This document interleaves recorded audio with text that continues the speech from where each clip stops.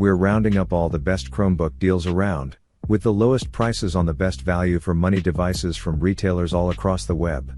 That means we're not only bringing you the very cheapest costs around, but we're also showing you how to pick the right laptop for you.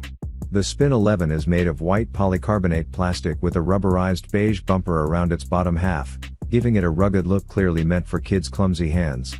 Black keys match the large black bezel around the glossy screen.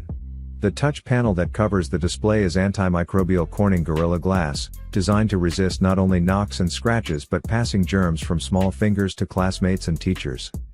It flips and folds through the 4 modes familiar to users of Lenovo Yogas and workalikes like the Asus Chromebook Flip C302K, regular laptop mode, and easel-style stand mode, with the keyboard face down and screen tilted back, tent mode, with the system propped up like an A-frame for poking at touch apps, and tablet mode, with the display and keyboard back to back. The bad news is that there is no hole or niche in the Chromebook for storing the stylus, so kids are guaranteed to lose it.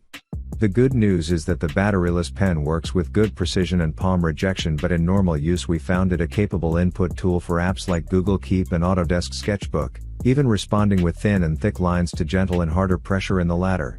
The Chromebook C523 boasts a thin profile and a brushed aluminum finish. While it's an unquestionably thin laptop, its aluminum looks are a bit deceiving. The bottom half of the system is plastic, only the lid is aluminum. The lid has a sturdy, rigid feel to it, and the plastic keyboard deck feels impressively solid, as well. I note hardly any flex in the palm rest and underneath the keys themselves, despite Asus opting for plastic instead of metal. The only time the keyboard deck gives a little is when I pick it up by one of its front corners with one hand. The weight of the display results in the front of the keyboard deck bending a bit. At this Chromebook's low price, however, I'm pleasantly surprised to see any metal used in its construction. The Chromebook C523 measures 0.6 by 14.1 by 9.8 inches and weighs 3.8 pounds. With its black keys sitting in the center of a sea of silver, the Chromebook C523's looks mimic those of the way pricier 15-inch MacBook Pro.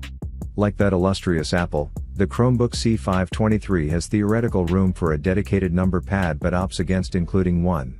Dubbed the IdeaPad Duet Chromebook outside the US, the Chromebook Duet is really a trio, of sorts, if you count its main components.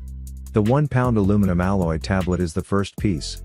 The second is a gray fabric stand cover, a magnetically attached back panel that has a kickstand you can fold out to prop up the tablet on a desk. The third bit is a magnetically attached keyboard with touchpad, which can flip up to cover the screen. With all 3 pieces combined, the Duet Trio forms a 2.03-pound sandwich. The display offers a sunny 400 nits of brightness, good contrast, and reasonably rich, well-saturated colors.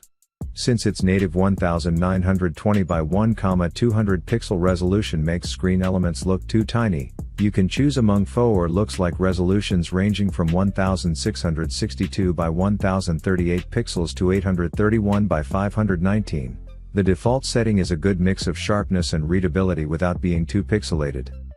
It is, of course, a touch screen, compatible with Universal Stylus Initiative pens like the one Lenovo says it will sell soon, joining other vendors such as HP and Shikini. The Duet has 4 GB of memory along with the 128 GB of storage I mentioned, plus support for 802.11 acres Wi-Fi and Bluetooth 4.2 wireless. Not much is beguiling about the Chromebook Plus V2's physical design, but at least the drab gray exterior feels sturdy enough when you pick it up. Unfortunately, much of that sturdiness is due to the laptop's 3.06-pound, rigid chassis. More disappointing, the Chromebook Plus V2 is well heavier than its predecessor, which weighed just 2.43 pounds. Much of this is likely due to the additional hardware, including the LTE modem and the new second camera on the keyboard deck. If you're not interested in these and other improvements in the V2, it makes sense to consider the original Chromebook Plus while it's still on sale to lighten your load. It's a shame that Samsung couldn't offset the heft of the new design by using lighter weight alloys for the chassis, but doing so would have likely pushed the Chromebook Plus V2's price above its current already borderline lofty level. The result is a laptop that feels unnaturally heavy for its size.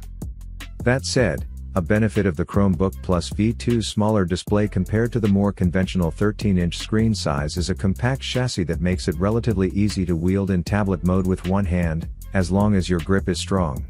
The dark midnight blue of the Google Pixel Slate gives it a hint of elegance while allowing it to blend in seamlessly to a modern office. Further, its anodized aluminum chassis feels strong and durable. The Pixel Slate's bezels look a tad chunky, especially compared to those of the new iPad Pros, but the black bars aren't big enough to make it look dated. At 1.6 pounds and 0.3 inches thick, the Pixel Slate, without keyboard, is slightly lighter than the Microsoft Surface Pro 6 and the Samsung Galaxy Book 2, and heavier and thicker than the 2018 12.9-inch iPad Pro.